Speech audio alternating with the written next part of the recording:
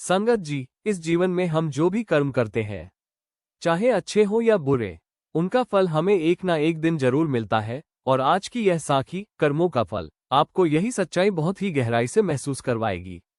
कहा जाता है, जब इंसान सच्चे दिल से वाहेगुरु का नाम जपता है तो सद्गुरु किसी न किसी रूप में उसकी रक्षा के लिए जरूर आते हैं।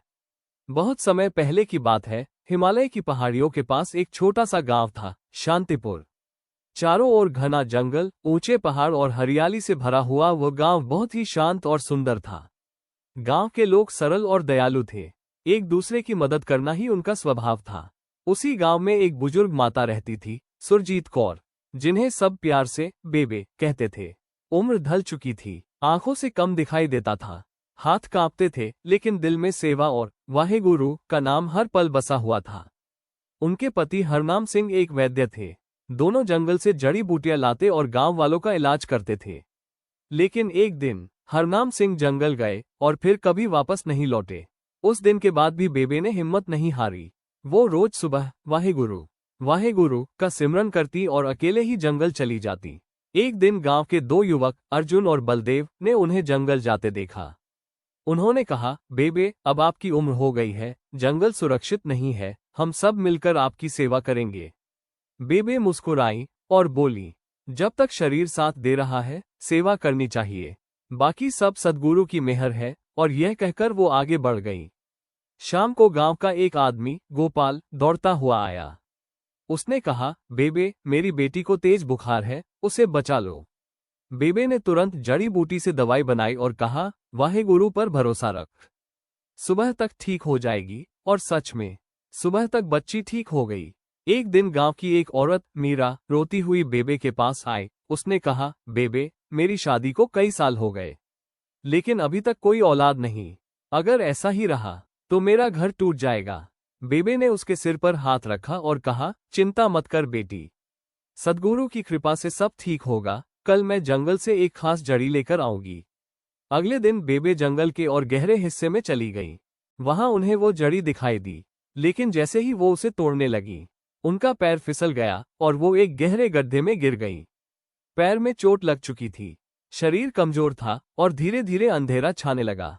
बेबे ने आंखें बंद की और कहा, हे वाहेगुरु, अब सब तेरी रजा। काफी कोशिश के बाद वो गड्ढे से बाहर तो आ गई, लेकिन चल नहीं पा रही थी। वो एक पेड़ के नीचे बैठ गई। रात गहरी होती जा रही थी।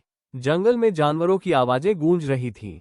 ना खाना था, ना पानी, लेकिन उनके होठों पर सिर्फ एक ही नाम था, वाहेगुरु वाहेगुरु। अचानक उन्हें ऐसा महसूस हुआ जैसे उनके पास कोई है, लेकिन डर नहीं, बल्कि एक अजीब सी शांति महसूस हो रही थी। धीरे धीरे अंधेरे में एक आकृति नजर आए। वो एक हिरण था, लेकिन उसकी आंखों में एक अलग ही चमक थी।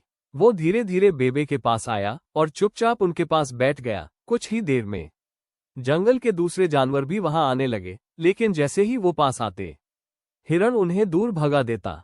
पूरी रात वो हिरण बेबे के पास बैठा रहा, जैसे कोई रक्षक हो। 2 दिन बीत गए।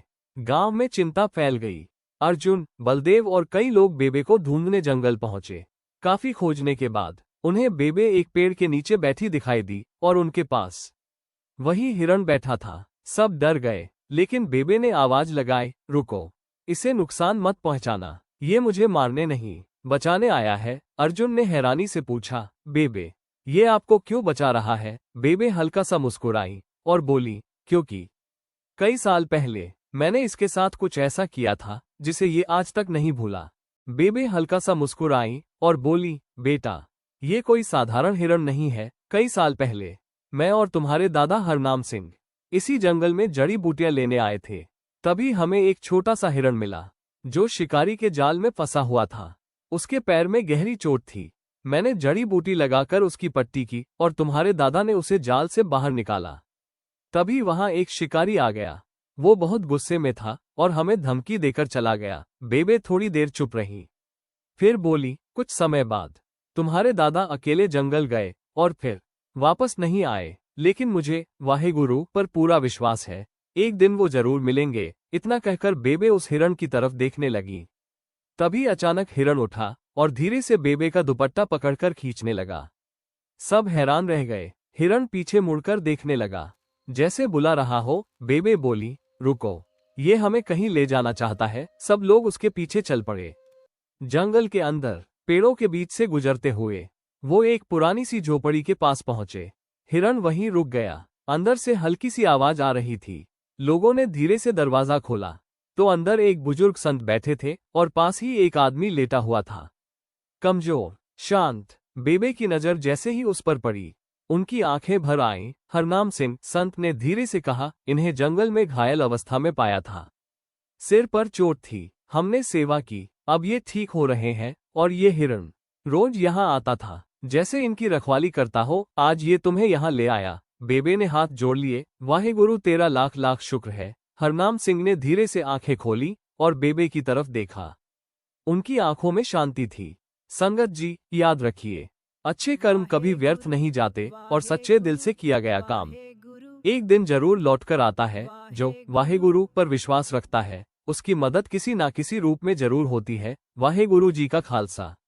वाहेगुरु जी की फतेह।